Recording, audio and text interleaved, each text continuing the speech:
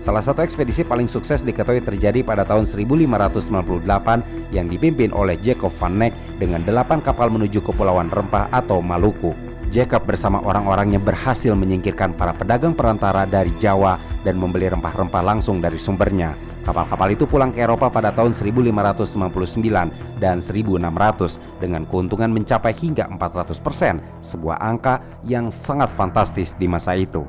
Resiko itu belum termasuk persoalan harga pasar yang tidak stabil. Permintaan rempah-rempah memang tinggi di Eropa dan tidak pernah surut, tetapi pasokannya bisa tiba-tiba melonjak sehingga membuat harga anjlok drastis. Kalau itu terjadi, keuntungan bisa hilang seketika.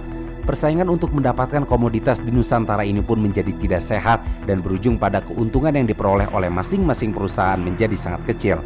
Ini artinya jumlah modal yang mereka keluarkan untuk belayar sudah tidak sepadan lagi dengan keuntungan yang mereka dapatkan. Menyadari hal itu, beberapa perusahaan dagang Belanda memutuskan bekerja sama secara lokal oleh penduduk setempat mulai tahun 1000. Namun, karena kesepakatan kerjasama inilah, Portugis akhirnya menyerahkan benteng mereka di Ambon kepada aliansi Belanda Hitu yang juga menjadi penanda awal kekuasaan Belanda di sana. Kondisi ini membuat pihak Belanda, baik pemerintah maupun pedagangnya, menyadari bahwa persatuan bisa mengalahkan banyak hal, baik militer maupun ekonomi. Makanya kemudian, pemerintah Belanda memberikan dukungan politik yang selaras dengan tujuan para pedagang untuk menguasai jalur perdagangan ke Asia. Disinilah muncul ide brilian dari seorang pejabat dan pengacara bernama Jan van Oldenbarneveldt yang mengusulkan agar semua pedagang Belanda tidak berjalan sendiri-sendiri, tetapi bergabung dalam satu perusahaan besar yang dibiayai oleh banyak orang melalui sistem saham.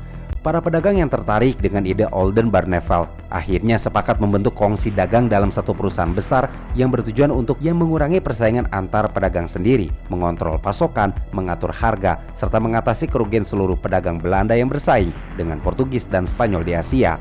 Lalu meraup keuntungan setinggi-tingginya demi membantu keperluan perang Belanda melawan Spanyol.